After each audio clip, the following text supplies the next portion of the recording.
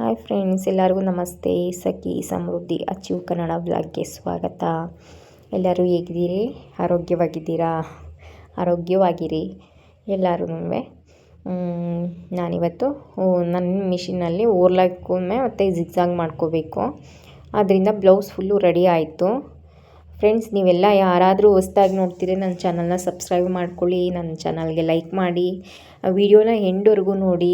ನಿಮಗೆ ತುಂಬ ಹೊಸ್ದಾಗಿ ಯಾರ್ಯಾರೆಲ್ಲ ಟೈಲರ್ ಆಗಿದ್ದೀರಾ, ಹೊಸ್ದಾಗಿ ಆಗ್ತಾಯಿದ್ದೀರಾ, ಅವ್ರಿಗೆಲ್ಲ ತುಂಬ ಅನುಕೂಲ ಆಗುತ್ತೆ ನಾನು ಇಡೋ ಈ ವಿಡಿಯೋ ನೋಡಿ. ನನ್ನ ಮಿಷಿನಲ್ಲಿ ನಾನೇ ಓರ್ಲಾಕ್ ಮಾಡ್ಕೊಳ್ತಾ ಇದ್ದೀನಿ. ನಾನೇನು ಬೇರೆಯವ್ರ ಹತ್ರ ಕೊಡೋ ಅವಶ್ಯಕತೆ ಇಲ್ಲ. ಆದರೂ ಬೇರೆ ಇದು ಪ್ರಿನ್ಸೆಸ್ ಕಟ್ ಆಗಿತ್ತು ಬ್ಲೌಸು. ಪ್ರಿನ್ಸೆಸ್ ಕಟ್ ಬ್ಲೌಸ್ ಎಲ್ಲ ನೀವು ಹೊಸ್ದಾಗಿ ಹೋಗಿ ಟೈಲರಿಂಗಾಗಿ ಕಟ್ಟಿಂಗ್ ಕಲಿತಿದ್ದೀವಿ, ಸ್ಟಿಚಿಂಗ್ ಮಾಡ್ತೀವಿ ಅಂದರೆ ನಿಮ್ಮ ಹತ್ರನೂ ಓರ್ಲಾಕ್ ಮಿಷಿನ್ ಇರಬೇಕು. ಪ್ರಿನ್ಸೆಸ್ದು ಏನಿದೆ ಮುಂದೆಗಡೆ ಫ್ರಂಟು, ಅದನ್ನು ನಾವು ಓರ್ಲಾಕ್ ಮಾಡಲೇಬೇಕು. ನಾರ್ಮಲ್ ಬ್ಲೌಸ್ ಆದರೆ ಅಂದರೆ ಬರೀ ಸೈಡು ಸ್ಲೀವು, ಮುಂದೆಗಡೆ ಎಲ್ಲ ನಾವು ಓರ್ಲಾಕ್ ಮಾಡಲಿಲ್ಲ ಅಂದರೆ ಅದೆಲ್ಲ ದಾರ ಬಿಟ್ಕೊಳ್ಳುತ್ತೆ. ಹಂಗಾಗಿ ನೋಡಿ, ಈ ಥರ ಮಿಷಿನ್ನು ಇದಿದೆ ಕ್ವಾಲಿಟಿ ಅಂತಲ್ಲ, ಯಾವ ಕಂಪನಿದಾದರೂ ತೊಗೊಳ್ಳಿ. ನೋಡಿ, ಫಸ್ಟೇ ನಾನು ಪ್ರಿನ್ಸೆಸ್ದು ಓರ್ಲಾಕ್ ಮಾಡ್ಕೊಂಡಿದ್ದೀನಿ. ಬ್ಲೌಸ್ಗಳಿಗೆ ಓರ್ಲಾಕ್ ಮಾಡಿದಾಗೆ ಅದೊಂದು ಲುಕ್ ಇರೋದು, ಚೆನ್ನಾಗಿ ಕಾಣೋದು. ಇಲ್ಲ ಅಂತ ಅಂದರೆ ಅದು ಎಲ್ಲ ದಾರ ಬಿಟ್ಕೊಳ್ಳುತ್ತೆ, ಚೆನ್ನಾಗಿ ಕಾಣೋದಿಲ್ಲ. ಇದು ನೆಟ್ಟೆಡ್ ಬ್ಲೌಸೇ. ಸ್ಲೀವ್ಗೆ ನೆಟ್ ಇದಾಕಿಲ್ಲ ನಾನು, ಲೈನಿಂಗ್ ಬೇಡ ಅಂತ ಅಂದಿದ್ರು, ಮಾಡಿಕೊಂಡೆ. ಆವಾಗಲೇ ಅದು ಮಾಡಿಬಿಟ್ಟೆ ಪ್ರಿನ್ಸೆಸ್ದು. ಯಾಕೆ ಅಂದರೆ ನಾನು ಬಾಟಮ್ ರೆಡಿ ಮಾಡಬೇಕಾಯಿತು ಮತ್ತು ಸ್ಲೀವ್ ಅಟ್ಯಾಚ್ ಮಾಡಬೇಕಾಗಿತ್ತು. ಅದರಿಂದ ನಾನು ಮೊದಲೇ ಅದನ್ನು ರೆಡಿ ಮಾಡಿಬಿಟ್ಟು ಆಮೇಲೆ ಸ್ಲೀವ್ ಅಟ್ಯಾಚ್ ಮಾಡಿ ಬಾಟಮ್ ಫಿನಿಶಿಂಗ್ ಮಾಡಿದೆ ಬ್ಲೌಸ್ದು. ಇವಾಗ ಸೈಡು ಓರ್ಲಾಕ್ ಮಾಡಬೇಕು, ಸ್ಲೀವ್ ಓರ್ಲಾಕ್ ಮಾಡಬೇಕು ಮತ್ತು ಸ್ಯಾರಿ ಜಿಗ್ಜಾಗ್ ಮಾಡಬೇಕು.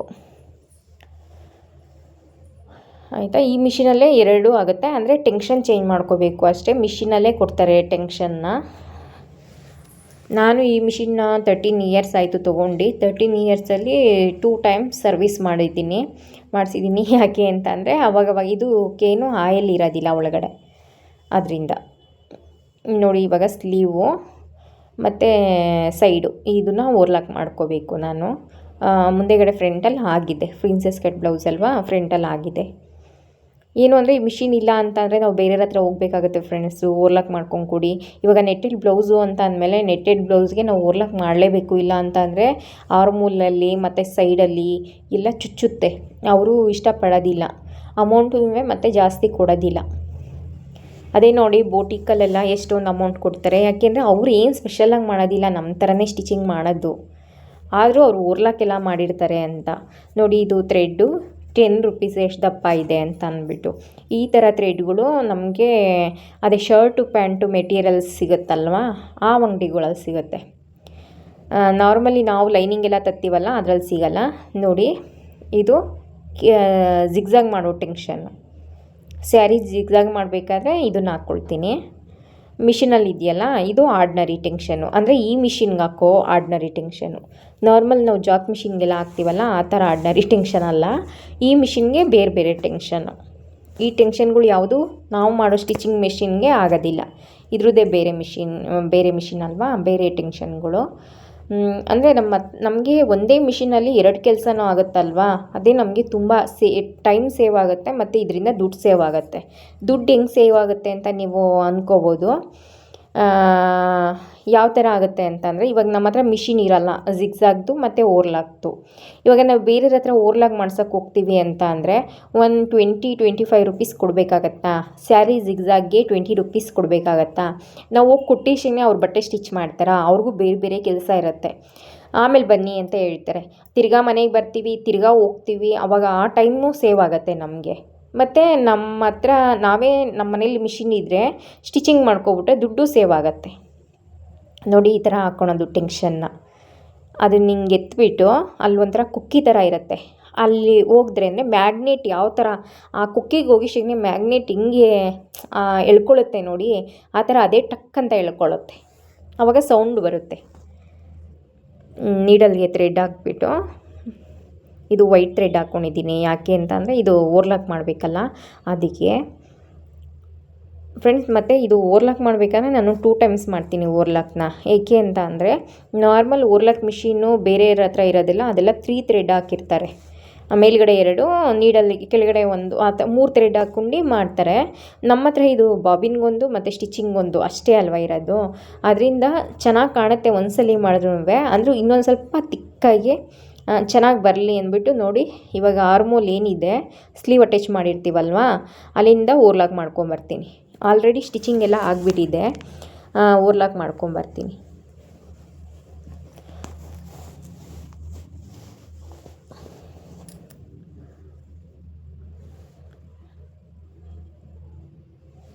ಇದು ಅಷ್ಟೇ ಸ್ಲೀವ್ ಅಟ್ಯಾಚ್ ಮಾಡಬೇಕಾದ್ರಲ್ಲ ಒಂದೇ ಸಮ ಇರಬೇಕು, ಬಾಡಿದು ಮತ್ತು ಸ್ಲೀವ್ದು ಮಾರ್ಜಿನು. ಅದೇನಾದರೂ ಎಕ್ಸ್ಟ್ರಾ ಆ ಥರ ಎಲ್ಲ ಇದ್ದರೆ ನೀವು ಫಸ್ಟೇ ಟ್ರಿಮ್ ಮಾಡ್ಕೊಬಿಡಿ. ಕಟ್ರು ಮಿಷಿನಲ್ಲಾದರೆ ಅಂದರೆ ಓರ್ಲಾಕ್ ಮಿಷಿನ್ನೇ ಅಂತ ಸಪ್ರೇಟಾಗಿ ಬರುತ್ತಲ್ಲ, ಅದರಲ್ಲಿ ಓರ್ಲಾಕ್ ಬಿಟ್ಟರೆ ಬೇರೆ ಏನೂ ಮಾಡೋದಕ್ಕಾಗಲ್ಲ, ಅದರಲ್ಲಿ ಟ್ರಿಮ್ ಆಗುತ್ತೆ. ಈ ಥರ ಮಿಷಿನ್ಗಳಲ್ಲಿ ಟ್ರಿಮ್ ಮಾಡೋಕ್ಕಲ್ಲ. ಇದು ನಾವೇನಾದರೂ ಎಕ್ಸ್ಟ್ರಾ ಮಾರ್ಜಿನ್ ಏನಾದರೂ ಬಂದಿದ್ದರೆ ನಾವು ಟ್ರಿಮ್ ಮಾಡ್ಕೋಬೇಕಾಗತ್ತೆ ಸಿಸರಲ್ಲಿ. 2 ಸಲ ಏನಕ್ಕೆ ಮಾಡ್ತೀನಿ ಅಂದರೆ ಸ್ವಲ್ಪ ತಿಕ್ಕಾಗಿ ಚೆನ್ನಾಗಿ ಬರುತ್ತೆ ಓರ್ಲಾಕು. ಒನ್ ಟೈಮ್ ಮಾಡಿದಾಗ ಸ್ವಲ್ಪ ನೋಡಿ, 1 ಟೈಮ್ ಮಾಡಿದ್ದೀನಿ, ಇದು ಚೆನ್ನಾಗಿ ಕಾಣುತ್ತೆ. ಇನ್ನೊಂದು ಸಲಿನೂ ಮಾಡ್ತೀನಿ ಓರ್ಲಾಕ್ನ. ನನ್ನ ಬ್ಲೌಸು ಅಂತಲ್ಲ ಫ್ರೆಂಡ್ಸ್, ನನಗೆ ಬಂದಿರೋ ಕಸ್ಟಮರ್ ಬ್ಲೌಸು ಅಂತಲ್ಲ, ಬೇರೆಯವ್ರಿಗೆ ಕೊಟ್ಟರು ಅಷ್ಟೇ 2 ಸಲಿನೇ ಮಾಡ್ತೀನಿ. ಅವ್ರು ಏನು ಹೇಳ್ತಾರೆ ಗೊತ್ತಾ, ಅಯ್ಯೋ ಒಂದು 10 ರೂಪಾಯೋ 15 ರೂಪಾಯೋ ತೊಗೊಬಿಡಿ, ಒಂದೊಂದು ಸಲಿನೇ ಮಾಡ್ಕೊಂಡು ಕೊಡಿ ಪರವಾಗಿಲ್ಲ ಅಂತ ಹೇಳ್ತಾರೆ. ಹಂಗೆ ಮಾಡಿದ್ರು ಅದು ವೇಸ್ಟು ಆಯಿತಾ. ಇನ್ನೊಂದು ಸ್ಟಿಚಿಂಗ್ ಬಂದಾಗ ಸ್ವಲ್ಪ ಅದು ಬೇರೆ ಥರ ಬರುತ್ತೆ ನೋಡಿ. ಇವಾಗ 2 ಸ್ಟಿಚಿಂಗು ಹಾಕಿದ್ದೀನಿ. ಆವಾಗಲೇ ತೋರಿಸಿ ಸ್ಟಿಚಿಂಗು ಮತ್ತು ಈಗ ತೋರಿಸಿರೋ ಸ್ಟಿಚಿಂಗು ಎಷ್ಟು ಡಿಫ್ರೆನ್ಸ್ ಇದೆ ನೋಡಿ, ಹೆಂಗೆ ಕಾಣ್ತಿದೆ ನೋಡಿ. ಓರ್ಲಾಕ್ ಮಿಷಿನಲ್ಲಿ ಮಾಡಿರೋ ಥರನೇ ಇದೆ.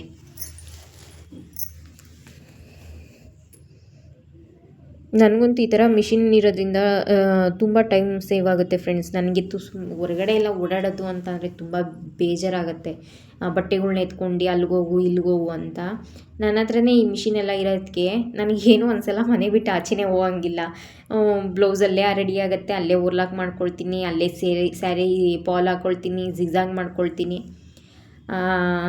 ಅಂಗಡಿಗೆ ಹೋಗ್ತೀನಿ ಅಂದರೆ ನಮ್ಮ ಮನೆಯವ್ರ ಜೊತೆ ಹೋಗ್ಬಿಟ್ಟು ಬಂದುಬಿಡ್ತೀನಲ್ವಾ, ಸುಮ್ಮನೆ ಹೋಗಲ್ಲ. ಯಾಕೆ ಅಂತ ಅಂದರೆ ನಾವು ಹೋಗಿಶೇನೆ ಕಸ್ಟಮರ್ ಏನು ಪಾಪ ಬೇರೆಯವರು ನಮಗೆ ಬಟ್ಟೆ ಸ್ಟಿಚ್ ಮಾಡ್ಕೊಂಡು ಕೊಡೋದಿಲ್ಲ, ಅವ್ರಿಗೂ ಕೆಲಸಗಳು ಇರುತ್ತಲ್ವ.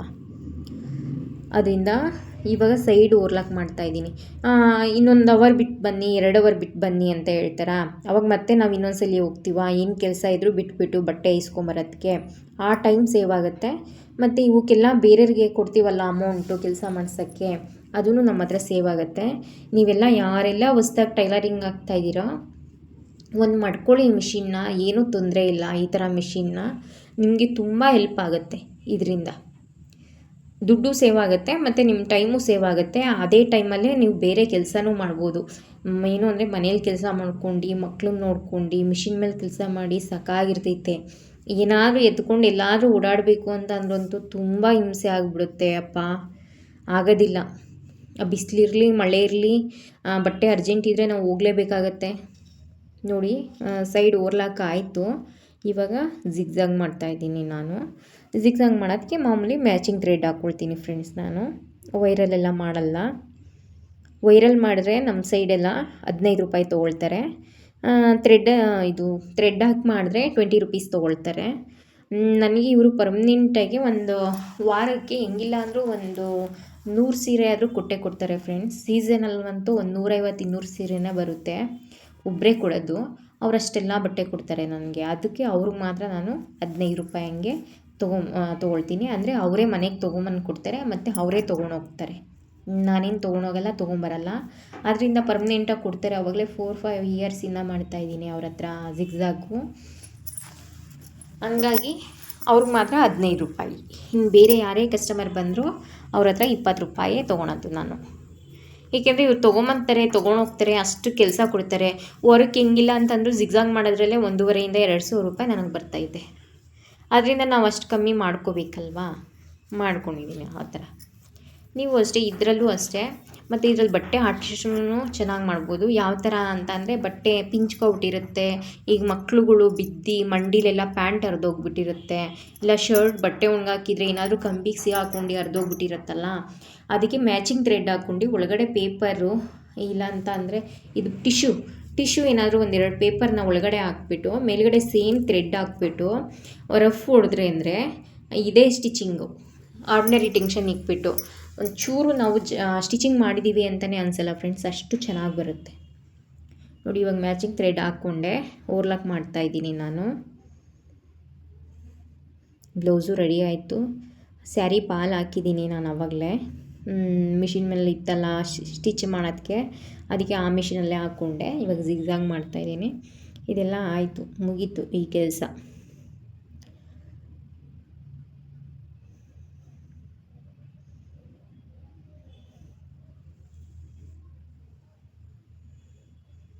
ನೋಡಿ ಫ್ರೆಂಡ್ಸ್, ಮ್ಯಾಚಿಂಗ್ ಥ್ರೆಡ್ ಹಾಕೋದ್ರಿಂದ ಕಾಣೋದೇ ಇಲ್ಲ ಸೀರೆಯಲ್ಲಿ. ವಿಡಿಯೋ ಇಷ್ಟ ಆದರೆ ಲೈಕ್ ಮಾಡಿ. ನೋಡಿ ಫೈನಲಿ ರೆಡಿ ಆಯಿತು. ಓರ್ಲಾಕೆಲ್ಲ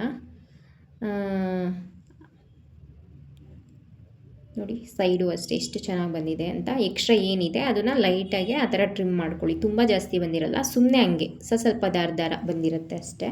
ಅದನ್ನು ಟ್ರಿಮ್ ಮಾಡ್ಕೊಳ್ಳಿ, ಮತ್ತೇನೂ ಆಗೋದಿಲ್ಲ ಅದು. ನೋಡಿ, ಇದು ನಾನು ಸ್ಟಿಚಿಂಗ್ ಮಾಡೋ ಮಿಷಿನು, ಬ್ಲೌಸ್ ಎಲ್ಲ ಸ್ಟಿಚಿಂಗ್ ಮಾಡೋದು ಅದರಲ್ಲೇ. Thank you for watching friends. Next ವಿಡಿಯೋದಲ್ಲಿ ಕಂಟಿನ್ಯೂ ಆಗ್ತೀನಿ. ಬಾಯ್.